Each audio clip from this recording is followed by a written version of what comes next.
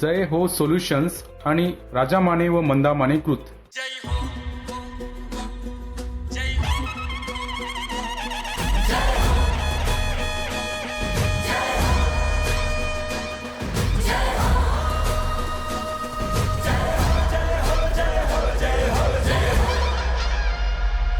महाराष्ट्राचा तू जागर हो, निर्मितीचा तू सागर हो, भुकेल्याची तू भाकर हो, दुःखितांची तू पुंकर हो. लढण्याची, जिंकण्याची, आरंभाची, अंताची, टाकलेल्या पावलांची, जागलेल्या रातींची, राखलेल्या संयमाची, मोडलेल्या चौकटींची, साऱ्यांची तू जय हो.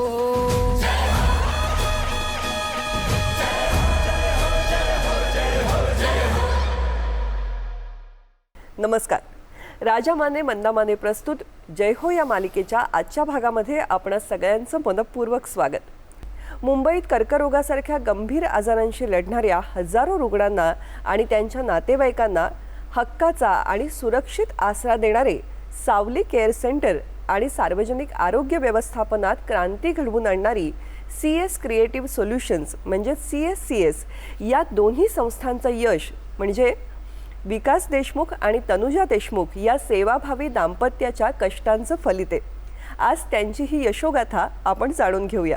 त्याआधी पाहूया ही ध्वनिचित्रफीत. गेल्या 13हून अधिक वर्षापासून शासकीय आरोग्य योजनांची ग्राउंड लेवलवर अत्यंत प्रभावी अंमलबजावणी करत तब्बल 66.55 लाखाहून अधिक रुग्णांना मोफत उपचार मिळवून देणारे आणि आरोग्य दूत या अत्याधुनिक डिजिटल प्लॅटफॉर्मचे निर्माते माननीय श्री विकास ज्ञानू देशमुख हे या सेवा यज्ञाचे मुख्य आधारस्तंभ आहेत.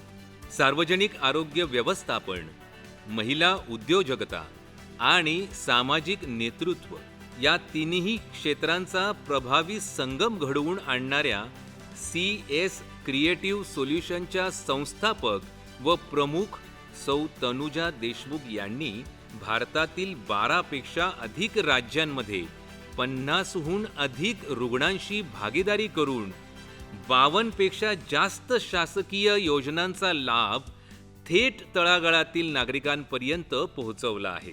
त्यांच्या या उल्लेखनीय योगदानाबद्दल त्यांना नुकताच शक्ती पुरस्कार 2026 हा प्रदान करण्यात आला आहे. विकासजी, तनुजाताई दोघांचेही हार्दिक स्वागत कार्यक्रमामध्ये. नमस्कार. विकास, गेली 13 वर्ष तुम्ही या क्षेत्रात काम करताय आणि हे काम करत असताना देशापुढे एक मॉडेल आरोग्य सेवा क्षेत्र आणि रुग्णालय आणि रुग्ण यांच्यातला पूल बांधण्याचं काम विकास आणि तनुजा करतायत. तर नेमकं तुम्हाला या क्षेत्रात येण्याची प्रेरणा किंवा या क्षेत्रात करिअर करावं असं का वाटलं? मला सांगायला आवडेल की कोणत्याही अशा पद्धतीच्या प्रकल्पांच्या उभारणीचं यश किंवा त्याचं गमक हे ओव्हरऑल त्या कार्यकर्त्याच्या किंवा त्या व्यक्तिमत्वाच्या जडणघडणीत झालेलं असतं. तसं आमच्या आयुष्यातही त्याचा खूप मोठा रोल आहे. त्या अनुषंगाने तसे आम्ही राष्ट्रीय स्वयंसेवक संघाचे स्वयंसेवक, अखिल भारतीय विद्यार्थी परिषदेचे पूर्ण कार्यकर्ते राहिलो आणि एका अर्थाने म्हणजे संघ परिवारामध्ये काम करण्याच्या पद्धतीमध्ये असेल तसं घ्यायचं आणि समाजासाठी देशासाठी उत्तम घडवायचं, यातनं आम्ही घडलो. आणि ते घडल्यानंतर कार्यकर्ता निर्माण झाला की त्याने आपलं एक कुठलं तरी क्षेत्र घ्यायचं आणि त्या क्षेत्रामध्ये स्वतःला झोकून देऊन देशासाठी समाजासाठी काम करायचं अशी गोष्ट आली. त्यात आरोग्य विषयातले त्या काळातले प्रश्न, मी नुकताच संघटनेचं काम थांबवून पूर्ण आयुष्यातनं वैयक्तिक आयुष्यात गेलो होतो आणि त्याच्यामध्ये राजीव गांधी योजनेची त्याच वेळेला जस्ट लॉन्च झालं होतं. त्यामुळे त्या योजनेची प्रभावी अंमलबजावणी कशी करता येईल या निमित्तानं मी नोकरी करायला म्हणून त्या ठिकाणी गेलो आणि मग त्या ठिकाणी असलेल्या टप्प्याटप्प्यांमधनं जी काही प्रगती झाली, तिथल्या अधिकाऱ्यांनी जो काही विश्वास दाखवला, त्यातनं मला असं वाटलं की शासकीय रुग्णालयांमध्ये योजनांची यशस्वी अंमलबजावणी करायची असेल तर कुणीतरी पुढे येऊन त्याला वाहून घेतलं पाहिजे.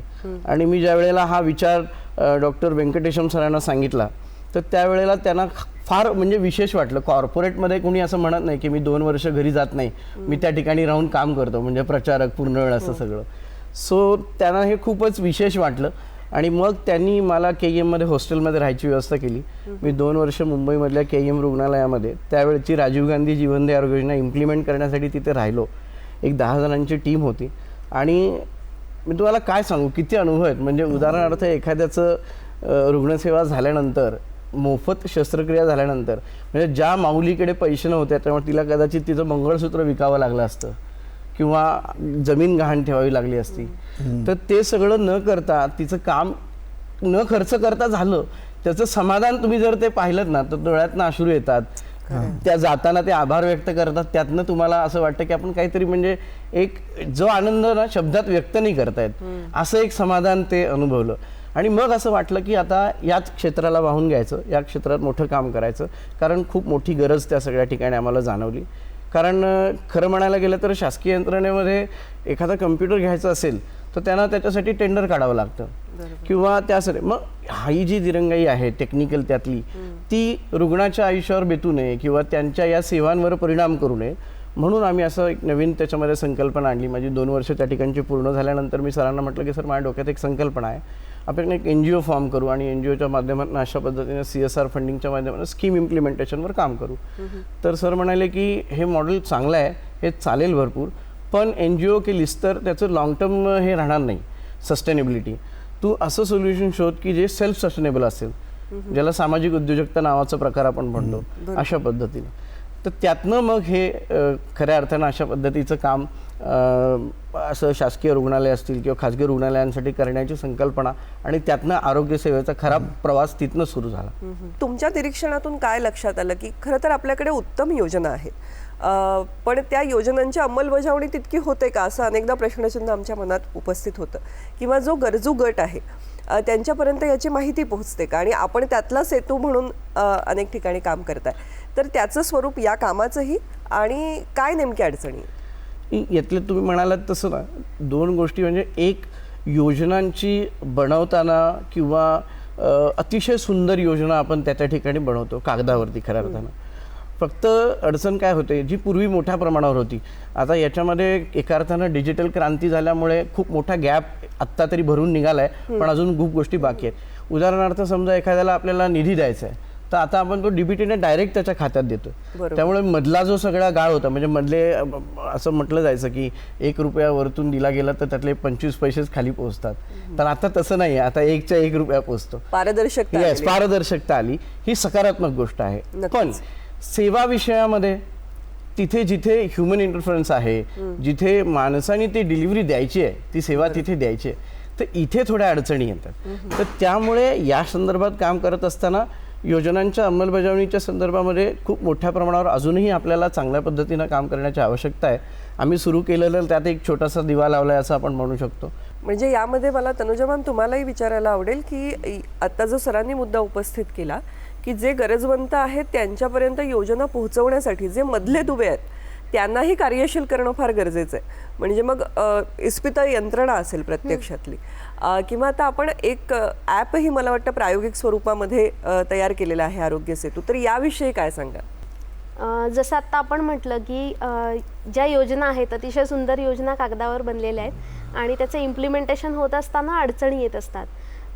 अडचणी का येतात तर जसं आता मुंबईचं जर आपण उदाहरण घेतलं तर मुंबईमध्ये जी आरोग्य व्यवस्था आहे, मुंबईमध्ये मोठ्या प्रमाणावर बाहेरून सुद्धा रुग्ण उपचारासाठी येतात, तर इथे जी व्यवस्था आहे ती कदाचित पुरी पडत नाही आहे, त्याच्यावर व्यवस्थेवर ताण येतोय. त्यामुळे त्यांची जरी किती इच्छा असली तरी ती इच्छाशक्ती कितीही असली तरी त्यांचं इम्प्लिमेंटेशन करायला त्यांना अडचणी येतात.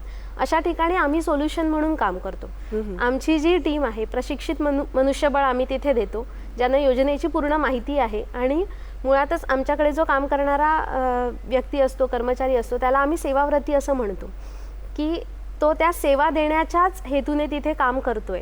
त्याला जे विजन घेऊन आम्ही काम करतो तेच विजन त्याच्यापर्यंत पोहोचलेलं आहे हे आम्ही खात्री करून त्याला तिथे ठेवलेलं असतं. तर येणारा प्रत्येक रुग्ण तो योजनेचा लाभार्थी आहे का याचा पहिल्यांदा अभ्यास केला जातो. त्या रुग्णाला योजनेची माहिती दिली जाते, त्यासाठी आवश्यक कागदपत्रांची माहिती दिली जाते आणि त्याच्याकडून त्याची पूर्ण पूर्तता करून घेणं, त्यानंतर त्याची पूर्ण शस्त्रक्रिया असेल किंवा त्याचे जे उपचार आहेत ते पूर्णपणे मोफत दिले जावेत याकरता आपण काम करतो. इतकंच नाही तर या अगोदरही आम्ही जाण्या अगोदरही योजनेवर काम होत होतं, पण अडचण कुठे येत होती तर योजनेतल्या ज्या क्लिष्ट गोष्टी आहेत त्याची पूर्तता न केल्यामुळे क्लेमचं रिजेक्शनचं प्रमाण जास्त होतं. हां. आमची ती एक्सपर्टी आहे की आम्ही 100% क्लेम सेटलमेंट करतो. आम्ही त्यासाठी प्रशिक्षित मनुष्यबळ दिलेलं आहे आणि त्यासाठी त्याचं व्यवस्थित ट्रेनिंगसुद्धा केलेलं आहे. तर ज्या वेळेला आमच्या माध्यमातून एखादा क्लेम तिथे सबमिट केला जातो त्यावेळेला तो 100% सेटल होईल या पद्धतीनेच तो सबमिट केला जातो. विकास, Yes. हे सगळे जे प्रोसिजर आहेत, शासन, रुग्णालय आणि रुग्ण या सगळ्याविषयी तुम्ही काय करता याविषयीचा अंदाज आम्हाला आला. परंतु सावली केअर सेंटरच्या माध्यमातून मुंबईत आणि राज्यात तुम्ही नक्की कशा प्रकारे काम करता किंवा त्याबद्दल आम्हाला जाणून घ्यायला अधिक आवडेल.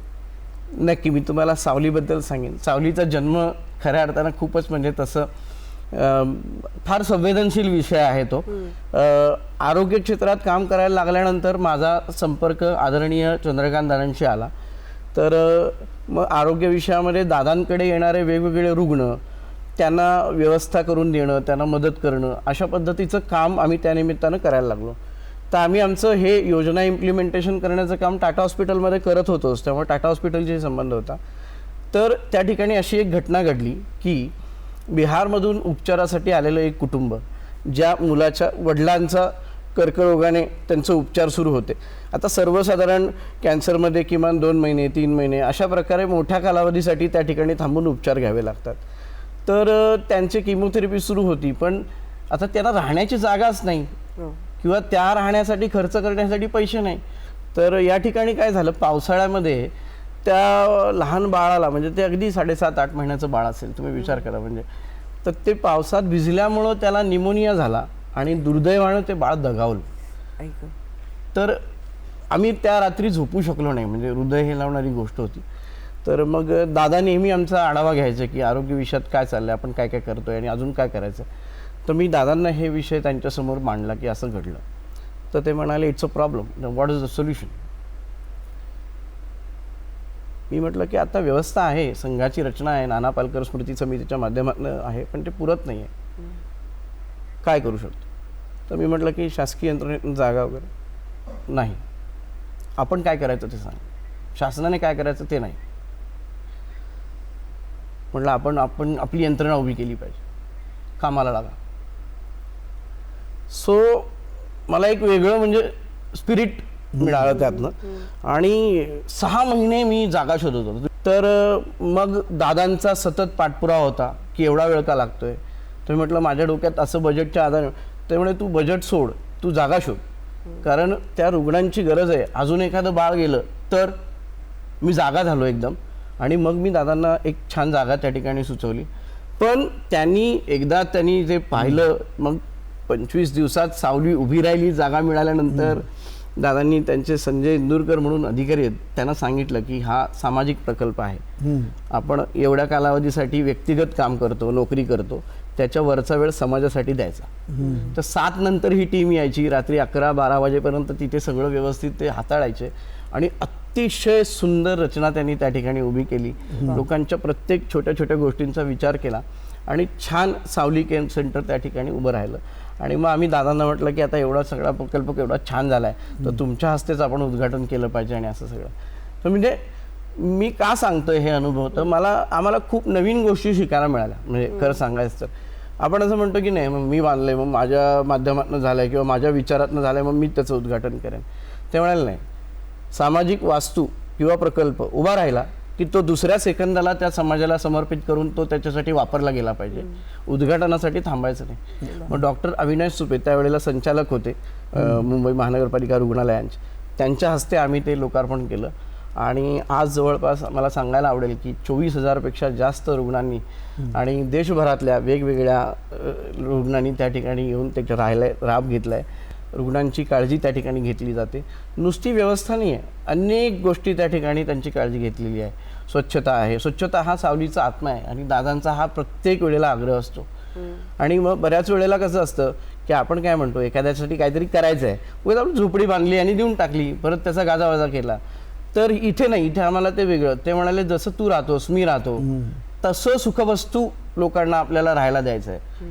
लॅविश नाही, पण त्यांना राहताना असं वाटलं पाहिजे की सर्व गोष्टी आम्हाला त्या ठिकाणी उपलब्ध आहेत. तर अशा अनेक वेगवेगळी मूल्य म्हणजे विचारसंस्कृती दादांबरोबर काम करताना शिकायला मिळाली आणि म्हणून सावली इतकी सुंदर, प्रगल्भ आणि संवेदनशील झाली असं मला वाटतं. मुंबईकर असल्यामुळे अनेक वेळेला कोणा ना कोणा पेशंटला भेटायला हॉस्पिटलमध्ये गेल्यानंतर असं लक्षात आलं की फार मोठा वर्ग, त्याचं आपण कल्पनाच करू शकत नाही असा फार मोठा वर्ग देशभरातून मुंबईला ट्रीटमेंटला येतो. पेशंट ॲडमिट होतो, बरोबरच्या नातेवाईकांनी काय करायचं, रात्री फुटपाथवर झोपायचं. आणि त्यामुळे रात्रीच्या वेळेला तो जो हॉस्पिटल एरिया आहे, जिथे KM हॉस्पिटल आहे, जिथे टाटा हॉस्पिटल आहे, जिथे वाडिया हॉस्पिटल आहे, त्या सगळ्या एरियातल्या फुटपाथ रात्री लोकांनी भरलेल्या असतात. रात्री फुटपाथवर झोपायचं, ती अंथरुणाची गुंडाळी करायची आणि हॉस्पिटलमध्ये आपल्या पेशंटच्या जवळ ठेवायची. कधी हॉस्पिटलमध्ये आवरायचं, कुठे बाहेर सार्वजनिक स्वच्छतागृह आवरायचं.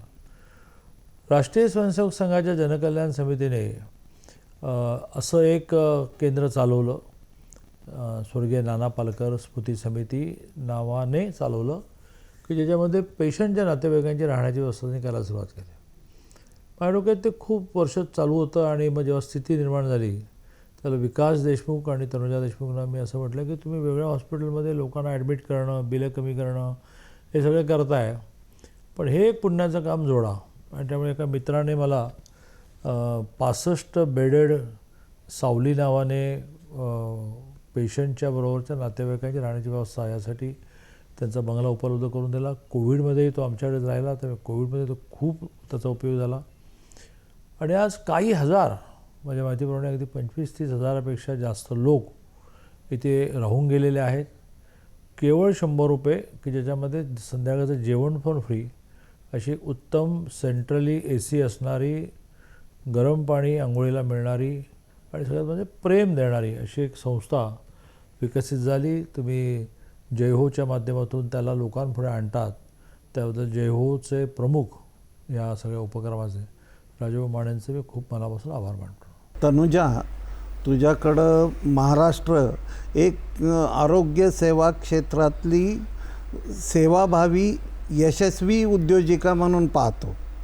तर हा उद्योग आणि सेवा याचं कॉम्बिनेशन असलेलं काम तू कशा पद्धतीनं करतेस? तसं बघायला गेलं तर लहानपणापासून घरी संघाचं वातावरण आहे, त्यामुळे वडील त्यांच्या लहानपणापासून स्वयंसेवक आहेत, त्यामुळे सामाजिक काम करणं किंवा हे आपलं कर्तव्यच आहे अशीच भावना लहानपणापासून आमच्यामध्ये रुजवली गेलेली आहे. त्यानंतर विद्यार्थी परिषदेने त्याला एक आकार दिला असं म्हणता येईल. विद्यार्थी परिषदेच्या कामामध्ये आम्ही खूप गोष्टी शिकलो. म्हणजे मुंबईमध्ये राहून काम केलं त्यापेक्षा मुंबईच्या बाहेर जाऊन काम केलं, त्यामध्ये मला अधिक गोष्टी शिकता आल्या की कसा समाजामध्ये आत्ता काय चाललं आहे, कोणत्या कोणत्या गोष्टींची गरज आहे, कोणत्या कोणत्या गोष्टीमध्ये जागरूक करण्याची गरज आहे मुलांना. असं सगळं अनुभव घेऊन आम्ही आमच्या व्यवसायामध्ये आलेलो होतो. आणि आत्ता आपण काम करत असताना एक महिला म्हणून काही अडचणी येतात. आपण कितीही स्त्री वादाच्या गोष्टी केल्या तरी कोणत्याही महिलेला तिच्या क्षेत्रामध्ये पुढे जाताना थोडा अधिक संघर्ष करावा लागतो असं मी म्हणेन. पण हाडाची कार्यकर्ता असल्यामुळे कधी त्या संघर्षाची भीती वाटली नाही. नेहमीच ते एक चॅलेंज म्हणून अंगावर घेतला आणि त्याला भिडून ते सॉल्व करायचं आहे, त्याच्यावर सोल्युशन शोधायचं आहे, हा नेहमी दृष्टिकोन राहिला आणि आजही तो आहे. काम करत असताना आज आम्ही 12 राज्यांमध्ये काम करतो आहोत. तर वेगवेगळ्या ठिकाणी प्रवास करावा लागतो. त्या ठिकाणच्या काही कधी भाषेची अडचण आहे, राहण्याची अडचण आहे, ह्या सगळ्या विषयातल्या अडचणी येतातच. पण तिथली टीम घेऊन काही आपल्या इथनं टीम पाठवून अशा पद्धतीने आम्ही ते काम मॅनेज करत असतो. इतक्या वेगवेगळ्या राज्यांमधून आपण काय पद्धतीचं काम करतो, कामाचं स्वरूप काय सांगतो? प्रत्येक राज्याची एक शासकीय आरोग्य योजना असते त्या राज्याची. जशी आपल्याकडे महात्मा ज्योतिबा फुले योजना आहे त्याप्रमाणे प्रत्येक राज्याची एक योजना आहे. केंद्र शासनाची आयुष्यमान भारत योजना आहे. या योजनांचा एकत्रितपणे त्या योजना चालवणं, त्या हॉस्पिटल्समध्ये त्याचं इम्प्लिमेंटेशन करणं, हे काम आपण करत असतो. जसं मॉड्यूल इथे महाराष्ट्रात आहे तसंच अन्य राज्यांमध्ये सुद्धा आहे. मूळ उद्देश आपला हा आहे की एकाही पेशंटला पैशाअभावी उपचार घेता आले नाहीत अशी स्थिती येऊ नये. तर त्या दृष्टिकोनातून आम्ही काम करत असतो. येणारा प्रत्येक पेशंट त्याचे उपचार होतील याकडे आपलं लक्ष असतं.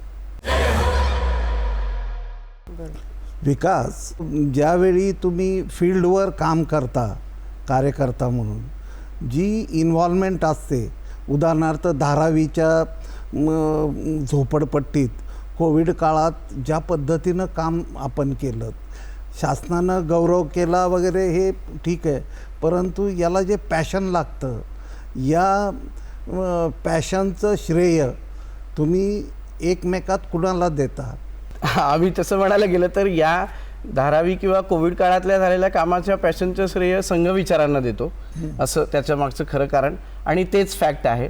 आमच्या आयुष्यातनं संघ आणि विद्यार्थी परिषद वगळलं तर काही शिल्लकच राहत नाही, असं दोघांच्याही आयुष्यात आहे.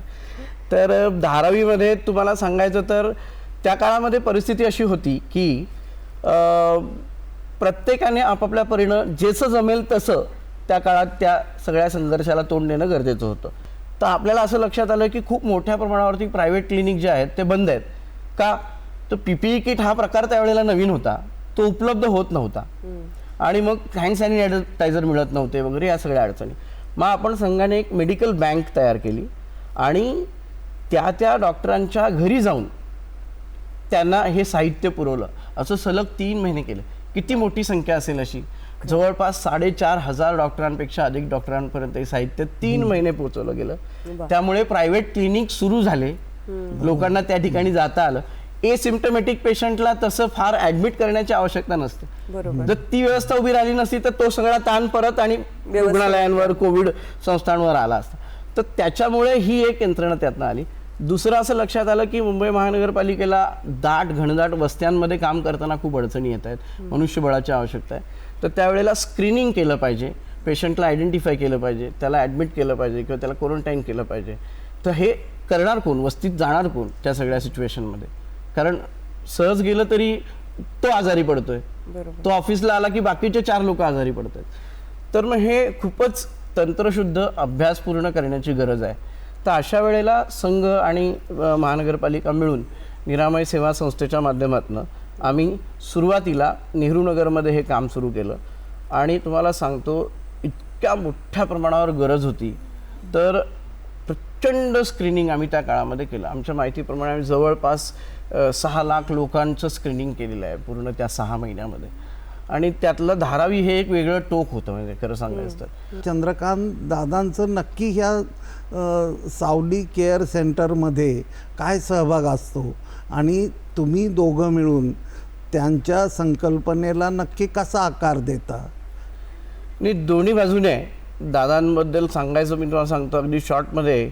सावली ही मी अडचण सांगितल्यानंतर दादांनी दिलेलं सोल्युशन आहे की हे असं करायचं. हे नावसुद्धा त्यांनी सुचवलेलं आहे. त्याच्यानंतर मी जेव्हा त्यांच्याबरोबर गेली 10-12 वर्ष काम करतोय त्यावेळेला मी अभ्यास करून अनेक गोष्टी त्यांना सांगतो की दादा आपण असं केलं पाहिजे, आपण आरोग्य विषयात हे केलं पाहिजे. त्यातनं आम्ही तिथे मोबाईल दवाखाना सुरू केला वगैरे असं सगळं. पण त्यांचं बघणं, त्यांचं विचार करणं इतकं सूक्ष्म असतं आणि ते समाजातल्या तळागाळातल्या प्रत्येक सामान्य व्यक्तीच्या मोठ्या अडचणींना धरून असतं. जसं उदाहरणार्थ ते मला म्हणाले की आपण मुलींच्या डोळ्याच्या तिरडेपणाच्या शस्त्रक्रिया करायच्या, मोफत करायच्या. तर मी एवढे वर्ष आरोग्य क्षेत्रात आहेच, मला माहिती आहेत त्या शस्त्रक्रिया, पण त्यांची आवश्यकता किंवा ते केलं पाहिजे ते आम्हाला जाणवलं नाही. म्हणजे खरं सांगायचं तर ते त्यांना इतकं त्यांनी सहज टिपलं आणि ते सांगितलं. त्याच्यानंतर म्हणाले की दाताचा वाकडेपणा आहे, त्या शस्त्रक्रिया पण आपण करायच्या. मग मी म्हटलं दादा अचानक नाही म्हणे, याच्यामुळे त्यांची लग्न होत नाहीत, खूप अडचणी येतात, ग्रामीण भागात खूप प्रॉब्लेम येते, त्याच्यामुळे याच्यावरती आपण काम करायचं. मग त्यांनी सुरू केली मोहीम. कितीतरी मुलींना त्याचा फायदा झाला. आणि सामाजिक काम करत असताना मी दादांना पाहिलंय ते कधीही हात आकडता घेत नाहीत आर्थिकदृष्ट्या. त्यांचा इतका प्रचंड संपर्क आहे, त्यामुळे लोकसहभागातनं ते हे सगळे विषय अतिशय लिलया चालवतात. खरं. तुम्ही दोघंही इतकं उत्तम काम आरोग्य सेवा क्षेत्रामध्ये करता आहात. तुमच्या सगळ्या कार्याला जय होच्या आमच्या संपूर्ण टीमकडून मनपूर्वक शुभेच्छा. धन्यवाद. आज आपण इथेच थांबूया. भेटूया पुढच्या भागामध्ये. जय होच्या निमित्ताने आपण आपल्या समाजातल्या सकारात्मकतेचा शोध घेत आहोत. हाच शोध पुढच्याही भागात सुरू ठेवूया. धन्यवाद. जय हो, जय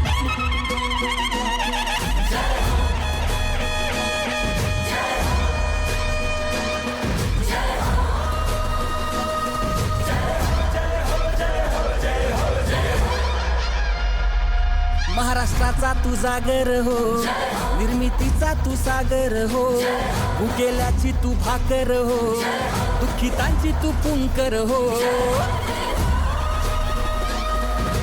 लढण्याची, जिंकण्याची, आरंभाची, अंताची, टाकलेल्या पावलांची, जागलेल्या रातींची, राखलेल्या संयमाची, मोडलेल्या चौकटींची, साऱ्यांची तू जय हो.